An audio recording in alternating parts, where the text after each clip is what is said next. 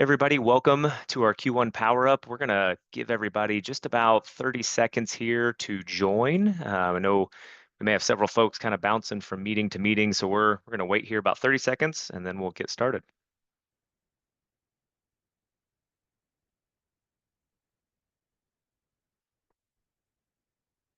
Hey everyone, for those of you that just popped in, we're giving about 15 more seconds and we're going to get started 1 minute after.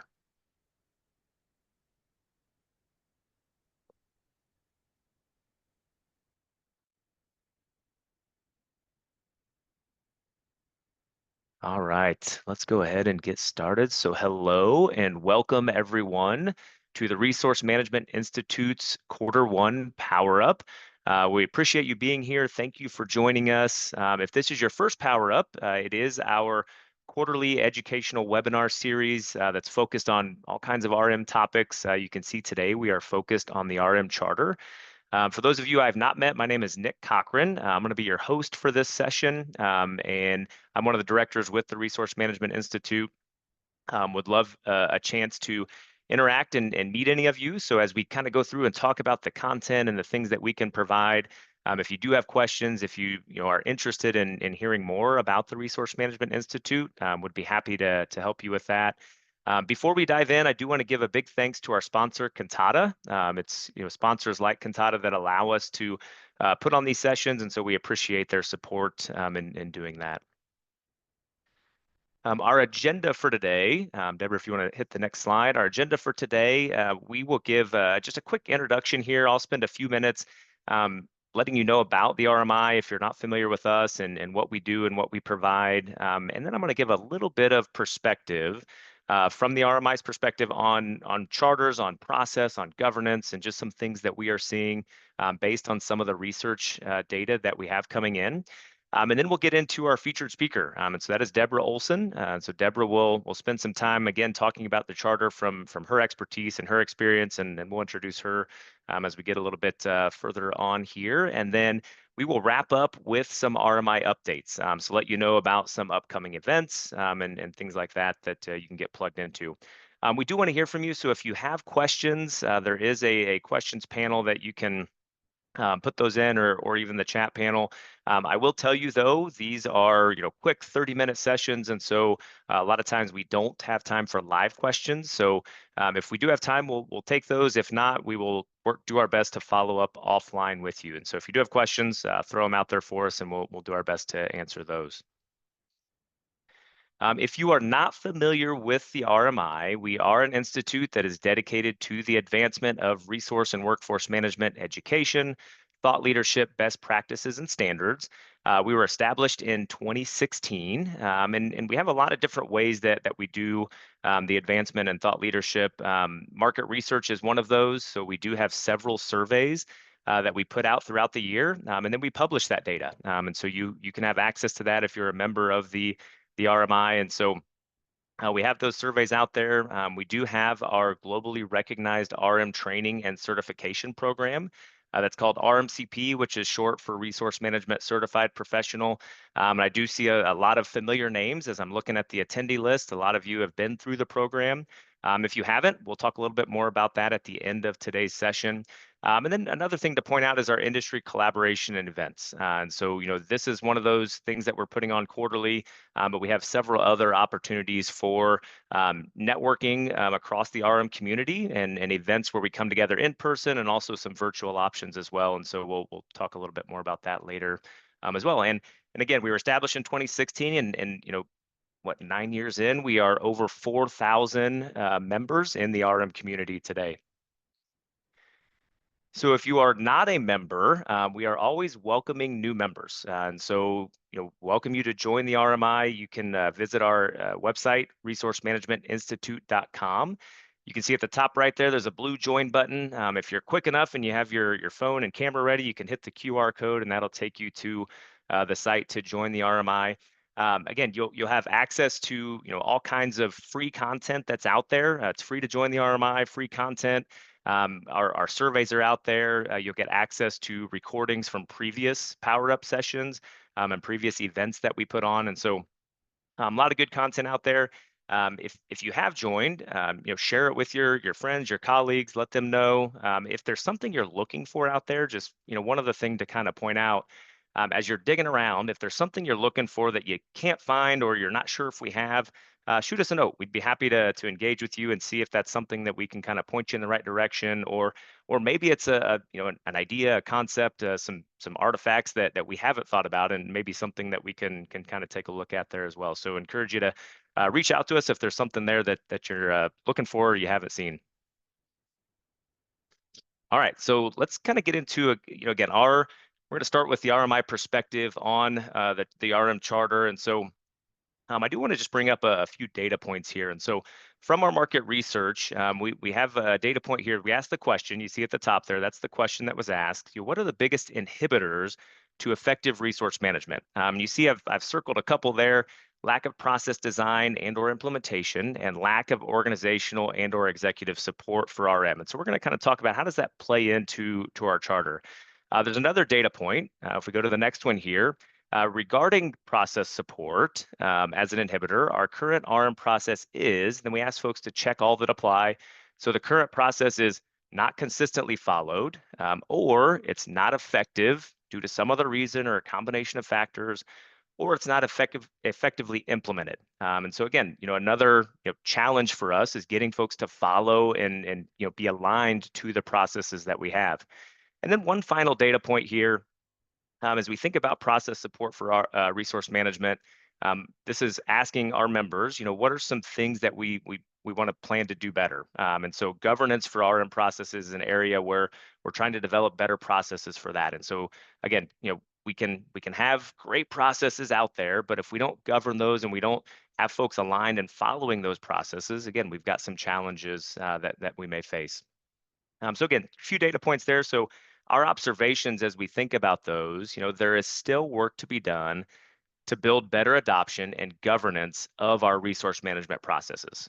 So sure, we've got to build good processes. So if you're there, that's a good place to start. But if we have good processes, we want to make sure that we get better adoption, people are following those, and we're governing and making sure that those processes, stay in tune with the business and folks are following them.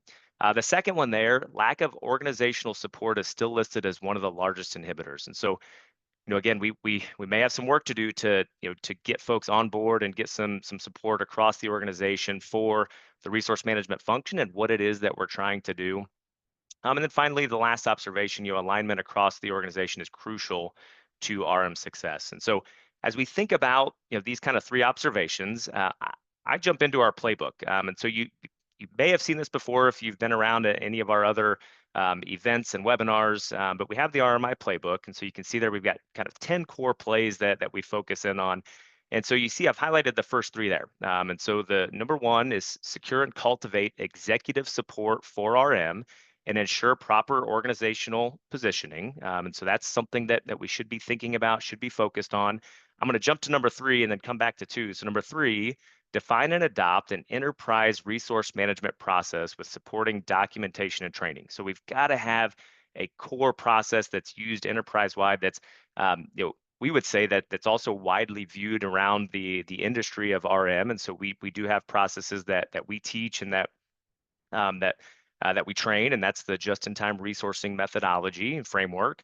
And then let me back up to number two. And so this is where we're going to spend our time today. And so we want to build and operate a resource management office with a clear charter. And so we want to make sure that we do have a good charter in place for our RMOs. So we have, kind of that guiding light for us as we think about how we operate and what our resource management office is all about. So with that, the charter is where we're going to focus today. So I want to get to our featured speaker. And so that is Deborah Olson. Deborah is a senior principal consultant at RTM Consulting and has spent several years, many years, working with organizations around all kinds of process efficiencies and their operational excellence. And the charter just happens to be one of those pieces. So Deborah, the floor is yours.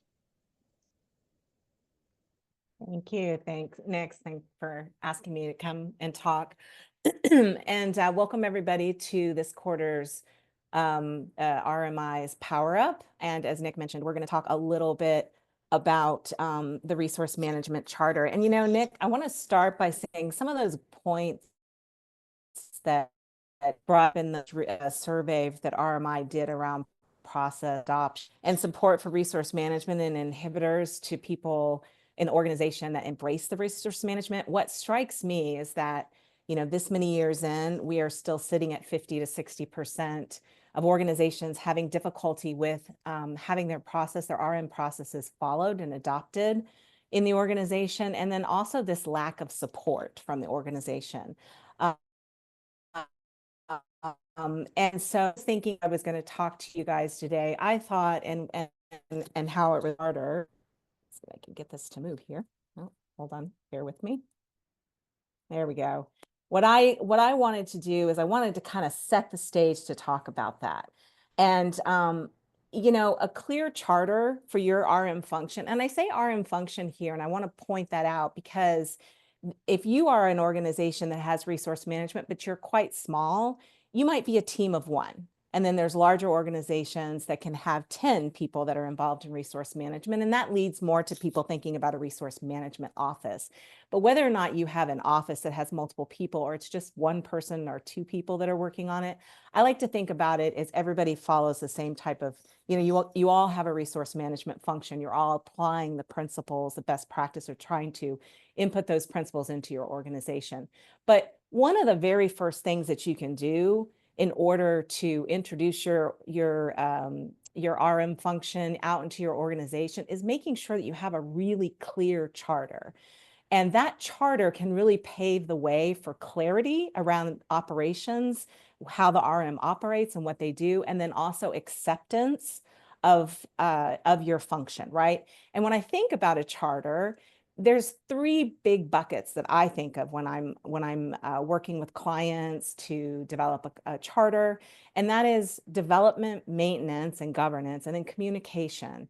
And the first thing that you do is obviously you develop your charter. And as you're developing the charter, and we'll talk a little bit more about this, is that making sure that you really do spend the time to ensure that what you are documenting includes all aspects of what you do in resource management for your organization. And as many of you know, and those of you who have been in the resource community for a long time, you know that resource management comes in lots of different flavors, right? You can have a professional services organization that everything that they do is externally focused and they have clients. There's also internal, there's internal resource management teams that deal with just internal projects. So it can come in lots of different sizes and shapes. But when you're documenting it and when you're thinking about documenting, it's really important to make sure you're looking at all aspects of what your resource management function does within the organization. And then the second part, and I'm going to hit this pretty hard in the next couple of slides. And for those of you who may have seen me talk about the skills inventory, I hit it pretty hard there too. Because if there's one thing that I see clients do, is that they will build something that is very strong, and they'll build it and they'll go through the steps that they need to develop it and roll it out and implement it and communicate it. And then it kind of gets put on a shelf and they forget about it. So when you're building your charter, you also need to think about, how am I going to keep that charter up to date? And then the last thing is communication. And you'll see that the way that I've aligned these boxes is that I am a firm believer in that communication is a critical step to not only gaining support, but and rolling out. It is super important to make sure that you are communicating and communicating and communicating, because it can be the difference between acceptance and confusion, right? If someone is tracking with you, or if they're confused by what you're trying to do. So those are the three things that I would suggest to you, that when you're thinking about a charter, if you're coming from a point where you don't have a charter yet, developing it, and maintenance and communication. Communication is throughout that. And if you already have a charter, making sure the maintenance. So those are the three big blocks that I think about when I'm helping clients with their charter. Okay. The next thing that I wanted to do when I was thinking about what to talk to you guys about is really talking about the importance of a strong charter, because I could come on here and list out a bunch of bullets of making sure that you have this section and this section and this section, and just talk about a template. But I know that we've talked a lot about charters. We had some sessions on the charter at the last resource management symposium. And what I wanted to do was really kind of talk about, what's the importance of a strong charter? What is it that what is the why? What are you trying to get out of your charter? We've talked about the development portion, but really, what are those things that make a strong charter, and why is it important? And I boiled this down to 4 points that I wanted to share with you guys. One is that your charter educates your organization. That is it's educating what is the purpose of resource management and your team.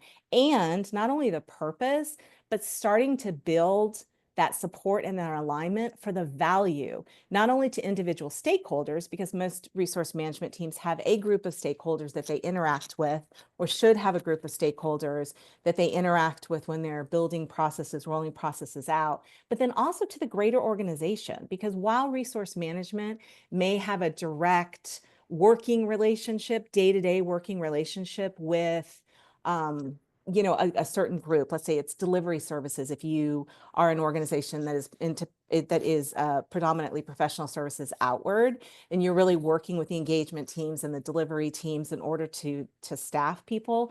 But there are other organizations in the company that you need to make sure that you're working with as well. So this allows you to educate your organization, use your charter to do that. And really, one of the things that I find also when I come into a client that has no resource management, or one that is really struggling is that I find that many people in the organization do not intuitively know what an RMO does or what resource management does. I have heard people say, oh yeah, they're managers, they manage people.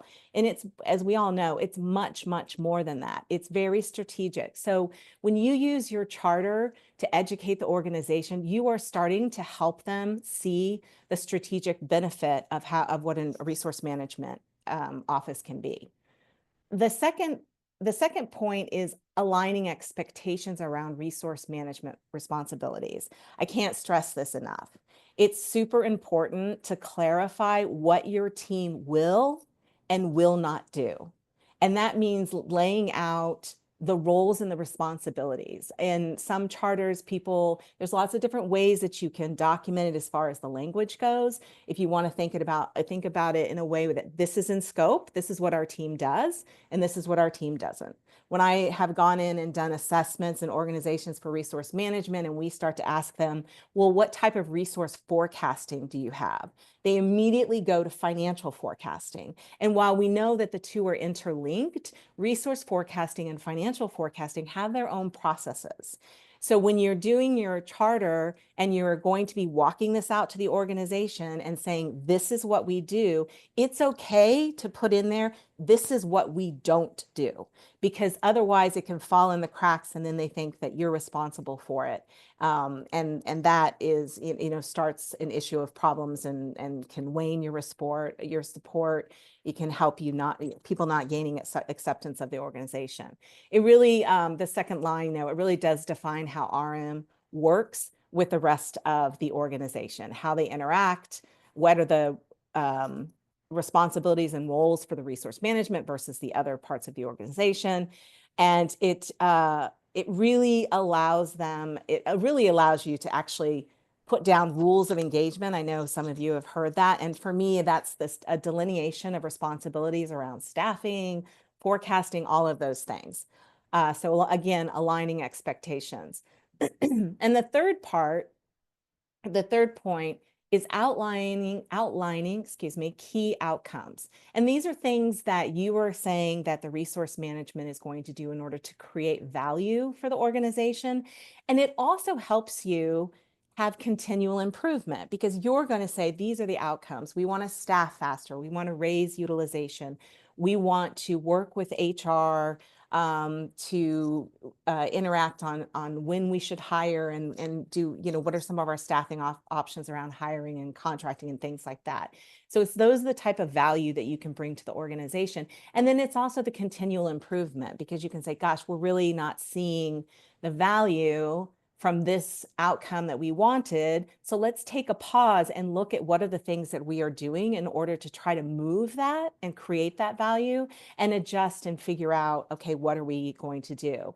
And it also sets the stage for those I'm going to say metrics. Sometimes metrics, I have a love-hate relationship with it. I don't want people to get so locked into that, that it's just only a number, because you can also have value that may not be able to be tied directly to a number. But this is what you can share with the business, and it starts to lay foundation for people to, again, get that strategic mindset that resource management is just not a person sitting there putting someone's name in a slot to go to a project. There's a lot more strategic things that resource management can do to help manage the resources of the organization, to help them understand what resources is it that they need for projects based on skill sets, to prepare the organization and the resources for additional types of services that you're going to be undertaking or going out to. So really outlining those outcomes that you want to be able to share with the business on a regular basis to show the value in the strategy. And then the last one, this is coming up to that communications again, is establish that RM is a strategic mindset. Take your charter on a show to help agreement from the organization, to help you gain the support from the organization. When I go in and help organizations, and if I'm there to help them with their implementation, and we pull together, especially if it comes from nothing, we pull it together and we say, this is our RM function. This is what we're rolling out. This is our phase one. Maybe it's not the whole phase. And we even talk about that, like about phasing it out. And the reason that I always suggest that you go on a road show is because this is when you need to communicate with everyone and introduce everybody to this function, its purpose, its importance, its value.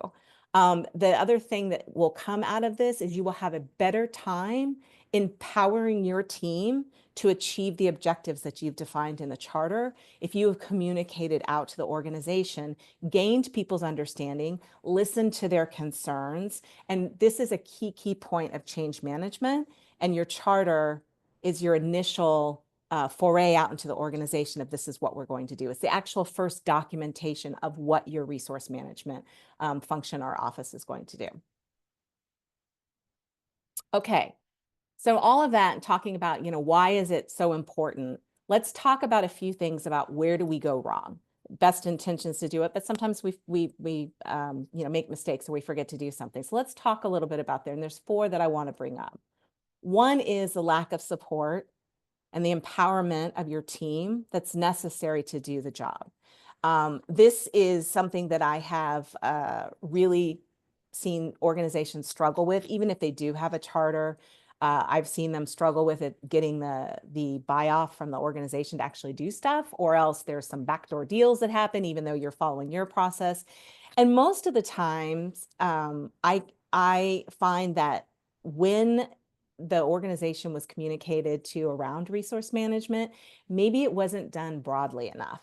Maybe it wasn't done clearly enough. So going out there and talking about the purpose, but that's why you want to cast a wide net when you are communicating out to the organization so that you can get the support. It kind of allays people's fears as well, because oftentimes what happens is organizations, and they hear resource management and that you're going to do this, then there can be, sometimes there is another organization that thinks that you are now coming into their turf and removing control. And so they kind of lock in and don't want to work with you because they think that you're actually trying to take some of their control, when what resource management is usually, I find this oftentimes with more of the senior, not super senior leadership, but maybe the manager, delivery manager, project leads, or program managers, is they kind of dig in. They think that you're trying to take their control, when all you're really doing is trying to give them time back in their day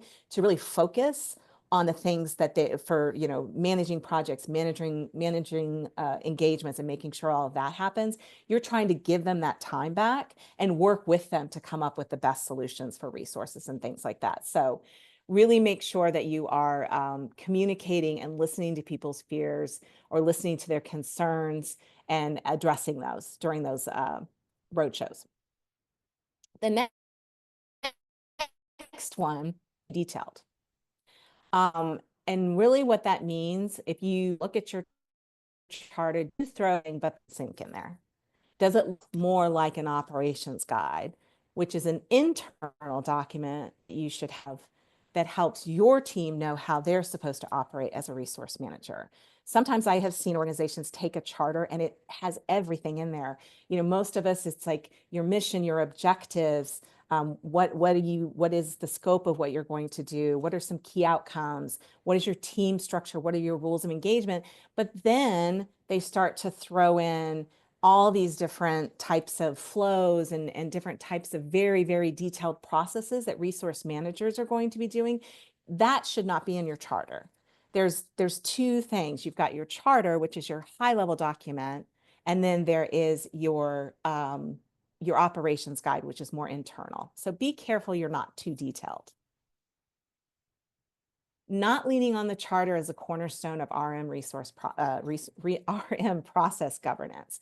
50 to 60% of people are still having an issue of getting the organization to follow the processes they've laid out for resource management. You can lean on that charter, point them to that charter. If you're finding that it happens, there's your governance. Go back and reach out to people, find out what the issue is. Don't just send them the charter and say, this is, but it says in here that you should follow this. Don't do that. Actually go to them and lean on it and say, let's look at it again. Is there something wrong? Or that they're of something that they're not understanding. So really lean on your charter as a way to gain support for the process and earn your. I am a firm believer in really solid processes that come along with governance, because if you do not have governance, your process, no matter how good it is, no matter how well intended you mean for it, it's just a process if it's not followed. You need to have people following your processes. And then the last one is not having a maintenance plan. Charters are living documents. They are meant to change. They are meant to expand and contract so that you are accurately supporting the organization. If your organization is going through a huge change that is going to directly impact the resource management and how you're staffing, you need to take a pause and you need to go and you need to figure out how that's going to impact how you're doing your business today. Or if it is, it might not. But you need to make sure that your charter is actually is relevant to what your business is doing. So make sure that you have that you're always constantly reviewing. You should review your charter on a regular basis. Maybe as part of, we say that about the skills inventory, review your skills inventory once a year to make sure that you've got the skills that are still valuable. Same thing for your charter. Take a moment, take a read through and figure out whether or not, do we still have the right key outcomes in it? Do we still have the right interactions with the various different groups? Hey, you know what? We're actually starting to work. We've got a seat at the table now to talk about when to recruit versus when to contract. Does that show in your charter? That's really what you want to do. And I think we have a couple minutes left and I have talked. So Nick wasn't keeping an eye on the clock. So I'm going to go ahead and turn it back over to Nick so that he can bring us. Thank you, everybody. I hope that this was helpful tips. Happy to answer any questions, offline about it. Yeah, thanks, Deborah. I was not going to stop you because there was some great content in there. So definitely appreciate you taking some time and joining us and sharing with that. And like Deborah said, if y'all have other questions, thoughts, comments, want to dig deeper, or something that Deborah said is like, oh, we need help there, let us know and we can work to get you in touch and go from there. So I do have just a couple things that I want to highlight before we wrap up today. And the first thing is our annual symposium. And so you heard Deborah reference it when she referenced there was a breakout session on charters at last year's symposium. And so the annual symposium, RMGS as we call it, Resource Management Global Symposium, is in just over a month, about 5 weeks out, April 7th through 9th. It's at the JW Marriott in Indianapolis, Indiana. And consider this your formal invitation. Again, I looked through the participant list. A lot of you are already coming, but if you're not, consider this your invitation to join us. A great opportunity to come for 3 days and be with your people. And so it's all content around resource management. We've got some great keynotes planned. We've got a lot of great breakout sessions planned. We've got a lot of vendors, tech vendors that will be there as well. And so great opportunity to come and explore everything resource management. Our theme for this year is amplifying the value of resource management. So be a lot of great content. Encourage you to check it out. You can look on the Resource Management Institute's website, or shoot us a note. We'll be happy to get you more information. The next thing I referenced earlier as well is the RMCP certification. And so it is a first of its kind certified professional skills development program specifically for those in resource management or for resource managers. And so you see our just in time resourcing framework on the right hand side, but that's what we teach from and talk to. And so we have a ton of organizations out there that have adopted this framework and send their folks through this certification program. There's several ways to take it. There's classroom, there's virtual instructor led where we're on Zoom, kind of like this, except it's not webinar where we can actually interact. And then we also have it on demand for folks to take it 24/7, at their leisure. And so great opportunity to get certified and learn more about resource management and the framework that we teach. There is several classes offered throughout the year. You can see we have a lot more virtual instructor-led options, but there are some classroom options. And so if you are going to join us at RMGS, we are offering RMCP. I know it's a lot of acronyms. We're offering the certification program at the symposium. And then we also have another one in Cincinnati at our headquarters in August. And with that, one more thanks to our sponsor, Cantata. We appreciate them sponsoring this event and many others throughout the year. And with that, I'll say thank you to you all. Appreciate you taking some time out of your day and joining us. Again, thank you to Deborah for sharing with us. If there is any other questions that were out there that didn't get answered, we'll try to follow up offline. But again, thank you for being here, and we look forward to seeing you at an event soon, and have a great week.